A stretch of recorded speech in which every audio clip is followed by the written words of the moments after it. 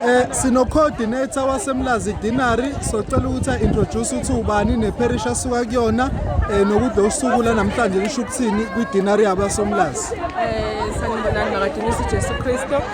Mina ngusizakele wakangcongo kwiparish yase-Our Lady of Sorrows kwaMakhutha ngaluswa ubaba uMngoma. Usuku namhlanje kithina njengeparish njenge-Dinari yaseMlazi kusho lukhulu.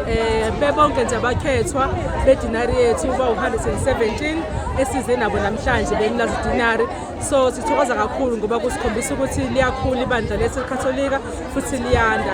Sikanye nabo labazalwane ngemkhuleko until kuze kufike umgubho wephasika bethola amasakramente ngawo. I-message mhlawumbe ongayisho kubahlwanyeli ezisedlulile kwi-right of election namhlanje for uMlazi. Kubahlwanyeli baseMlazi nabahlwanyeli nje bonke engingakusho ukuthi asiqhubekeni bafowethu nokwenza umsebenzi omuhle, sisebenzela ibandla, sisebenzela uNkulunkulu, sikwenza lokho singagoqiwe, sizenzela ngokuthanda kwethu, ngokufisa nokusebenzela uhlolo lwethu. Futhi-ke akuphelile njengamanje, kusekhona ezinye iy'nkonzo ezizoqhubeka zenziwe. Ngiyacela ukuthi siloku silekelelana, sinikana i-support khona kuze kube yonke into ifinyelela esiphethweni. Siyabonga kakhulu.